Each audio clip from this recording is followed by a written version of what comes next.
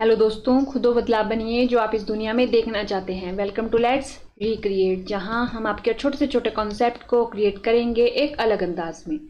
Today's our recreation is, देखिए हम हिमाचल प्रदेश के शिगड़ीज को पढ़ रहे हैं। उसमें हमने अब तक लाहौल स्पीति के सारे शिगड़ी कंप्लीट कर दिए हैं। हमने देख लिया है कि अगर लाहौल स्पीति में चंद्रा घाटी है तो वहां पर कौन कौन से ग्लेशियर है, अगर लाहौल स्पीति में भागा घाटी है तो वहां पर कौन कौन से ग्लेशियर है, और अगर लाहौल स्पीति में चंद्रा भागा यानी पट्टन घाटी है तो वहां पर कौन कौन से ग्लेशियर है। इन सभी चीजों को हमने कंप्लीट कर दिया है। अब देखिए, अब हम अपने नेक्स्ट डिस्ट्रिक्ट की तरफ को मूव करते हैं, वो रही हमारी कुल्लू डिस्ट्रिक्ट। आज हम देखेंगे कि हमारी जो कुल्लू डिस्ट्रिक्ट है वहां पर उपस्थित कौन कौन से शिगड़ी हैं जो हमारे पेपर में पूछे गए हैं, क्या हमारे पेपर के लिए वो इंपॉर्टेंस रखते हैं। चलिए देखते हैं। ये रहा हमारा प्यारा हिमाचल प्रदेश। ये हमने लेक्चर नंबर 1 में ओवरव्यू लिया था कि अगर हिमाचल प्रदेश में शिगड़ी है तो उनका डिस्ट्रीब्यूशन हिमाचल प्रदेश के मैप पे किस प्रकार से है। उसके बाद हमने देखा था कि हिमाचल प्रदेश को हमने अपर हिमाचल और लोअर हिमाचल में देखा।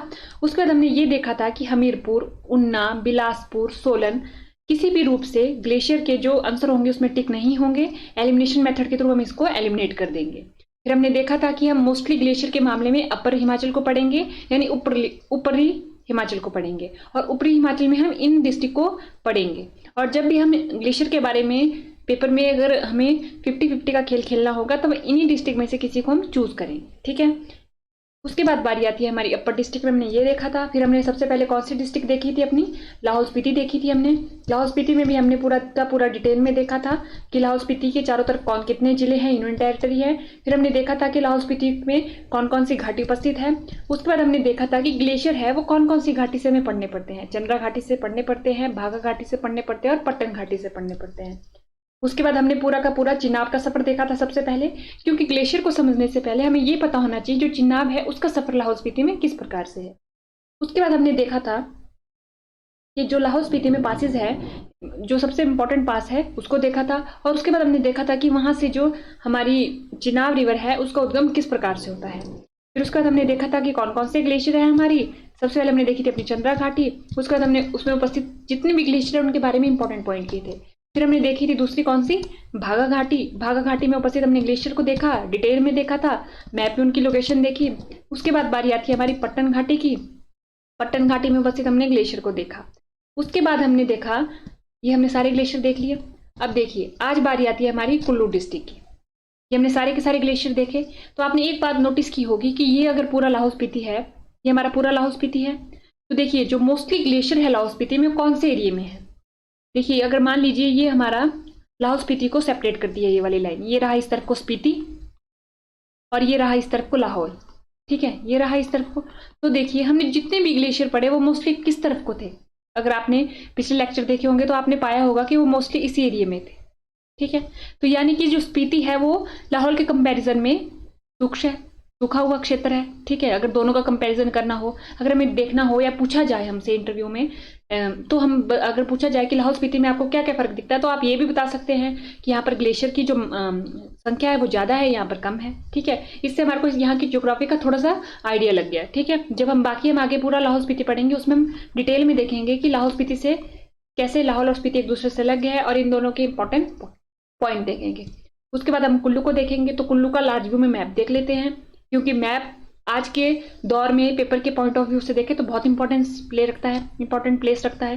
तो देखिए, ये रहा कुल्लू और ये रहे कुल्लू के चारों तरफ के जिले। तो देखिए किस किस से सीमा बनाता है, कांगड़ा से, मंडी से, शिमला से, किन्नौर से और लाहौल स्पीति से। यानी कितने डिस्ट्रिक्ट के साथ, 1 2 3 4 5, ये 5 डिस्ट्रिक्ट के साथ बनाता है। तो देखिए, आपने यहाँ पर पीछे जब हमने लाहौल स्पीति पढ़ा, एक पास पढ़ा होगा रोहतांग पास। रोहतांग पास से निकलते ही लाहौल स्पीति के इंपॉर्टेंट प्लेस है हमने पढ़े थे, जो हमारी जो चिनाब रिवर है उसके किस तरफ को जाते थे। ये हमने सारा का सारा पिछले लेक्चर में कवर किया हुआ है। ये हमने देख लिया अभी कुल्लू। अब देखिए कुल्लू के इंपॉर्टेंट प्लेसेस देखते हैं जिनके बारे में हमें पता होना चाहिए जब भी हम कुल्लू डिस्ट्रिक्ट को पढ़े। तो देखिए वशिष्ठ। अब आपको पता होगा कि हमारी जो हमने जब अपनी रिवर पढ़ी थी, व्यास रिवर, डिटेल में पढ़ी है हमने हिंदी और इंग्लिश में। तो हमने उसका सफर देखा था व्यास रिवर का, कि व्यास कुंड, व्यास रिखी दोनों मिले पलचान में, फिर व्यास बनाई उन्होंने। तो देखिए हमें ये वाले प्लेसेस है ना, ये हमारे को उनके रिस्पेक्ट में भी पता होनी चाहिए, किसके, व्यास के रिस्पेक्ट में। कि जैसे मान लीजिए व्यास रिवर जा रही है तो ये जो सोलंग है वो व्यास के किस तरफ को है, दाएं या बाएं तरफ। ये बहुत इंपॉर्टेंट सवाल बन चुका है आजकल, जो एग्जाम में पूछा जा रहा है। ठीक है, तो उसके लिए आप हमारे जो व्यास वाले हैं उस वीडियो को देख सकते हैं। अभी हम फिलहाल बात करेंगे जो इंपॉर्टेंट प्लेस है उनकी। तो देखिए सोलंग, ये रहा हमारे पास सोलंग, सोलंग वैली, ये रहा हमारे पास सोलंग, ठीक है। उसके बाद ये रहा हमारा वशिष्ठ, मनाली, ठीक है। उसके बाद ये रहा हमारा कुल्लू टाउन, और ये मणिकरण, मणिकरण। देखिए जब हमने मणिकरण कब पढ़ा था, जब हमने स्प्रिंग की बात करी थी तब भी हमने मणिकरण पढ़ा था हमने मणिकरण, और इसके बारे में इंपॉर्टेंट बात भी की थी कि इसमें मणिकरण जो स्प्रिंग है उसकी जो मान्यता है वो कैसी कैसी है, ठीक है। फिर ये रहा हमारा कसोल, कसोल भी हमने तब पढ़ा था जब हमने स्प्रिंग की बात की थी। तो हमारे को मणिकरण का पता होना चाहिए, कसोल का पता होना चाहिए। ये रहा हमारा सैंज, ये रहा हमारा बंजार, ठीक है, और ये रहा हमारा निर्मंड, और ये आनी, ये पता चल गया हमारे को। और जब हमने पासिस की बात की तो इस पास के बारे में पढ़ा था। तो ये कौन सा पास है, जलोड़ी पास। कौन सा पास है, जलोड़ी पास, जलोड़ी पास भी बोलते हैं इसको, जलोड़ी पास, ठीक है। तो ये क्या करता है, ये हमारा आउटर सिराज को इनर सिराज से कनेक्ट करता है।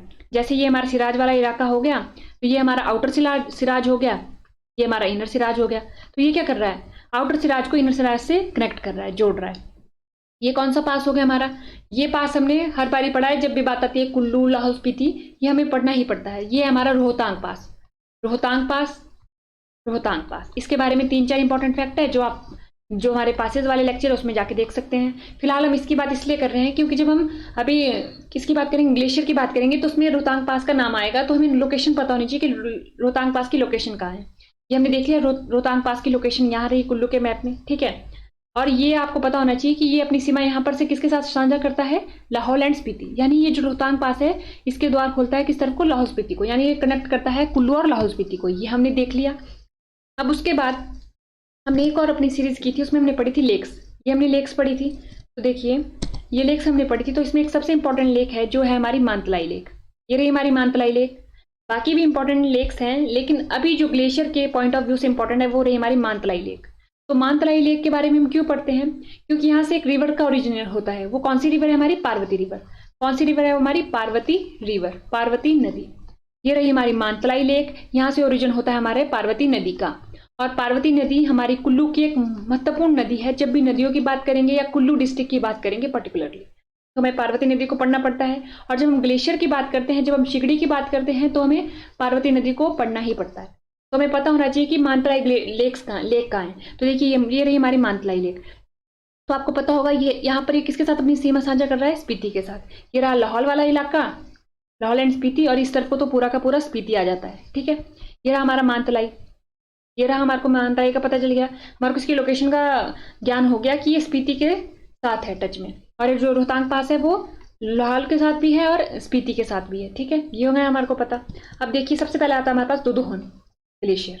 हमारे ग्लेशियर स्टार्ट हो गए, Dudhohan glacier located in Kullu district, feed the river Parvati. तो इसके बारे में क्या है कि कुल्लू जिले में स्थित है और पार्वती नदी को ये पानी देता है। तो हमारे पास पता है कि पार्वती नदी यहाँ कहीं है, तो इसकी लोकेशन भी यहीं कहीं होगी, मतलब यानी कि कुल्लू के नॉर्थ में होगी। इससे तो हमारे को पता चल गया ना कि कुल्लू के नॉर्थ में होगी, इसका होगा कहीं नॉर्थ में होगा। उसके बाद बात करेंगे हम अपने दूसरे ग्लेशियर की, व्यास कुंड। देखिए जब हम इसको पढ़ते हैं ना व्यास रिवर को, तो व्यास कुंड एक महत्वपूर्ण स्थान रखता है। It is located on the south facing slopes of towering Pir Panjal near the world famous Rohtang पास।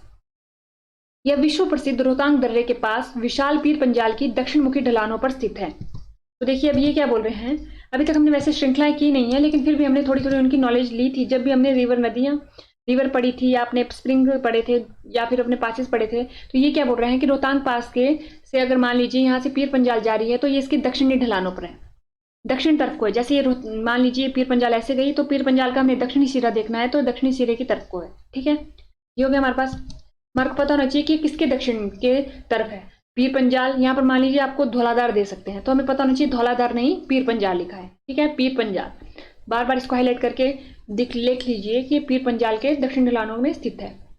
और ये भी क्या करता है, पार्वती नदी को पानी देता है। ये दिखती बात है कि ये क्या कर रहा है, पार्वती नदी को पानी दे रहा है। उसके बाद बात है पार्वती ग्लेशियर। देखिए नाम से ही क्लियर है, पार्वती ग्लेशियर तो क्या करेगा, पार्वती नदी को पानी देगा, ठीक है। तो पार्वती ग्लेशियर की अगर हम लोकेशन देखें, तो ये हमारी मानतलाई लेक के आसपास ही होगी कहीं, ठीक है, मानतलाई लेक के आसपास ही होगी। तो ये पार्वती रिवर को क्या कर रहा है, पानी दे रहा है। तो आज के लेक्चर में हमने क्या देखा, आज के लेक्चर में हमने देखिए अपने कुल्लू में उपस्थित ग्लेशियर, वो कौन कौन से हैं, दुधोहन, दूसरा व्यासकुंड, तीसरा हमने पढ़ा पार्वती ग्लेशियर। पार्वती ग्लेशियर तो पढ़ा है हमने दुदोहन, दुदोन, दुदोन हन नहीं सॉरी दुदोन। दूसरा था हमारे पास व्यासकुंड, व्यासकुंड। तीसरा हमने पढ़ा पार्वती ग्लेशियर, पार्वती ग्लेशियर के आने वाले लेक्चर में हम देखेंगे जो भी जितने भी बचे हुए ग्लेशियर हैं उनको कवर करेंगे। तो आज के लेक्चर में इतना ही। थैंक यू एंड देखते रहिए लेट्स रिक्रिएट।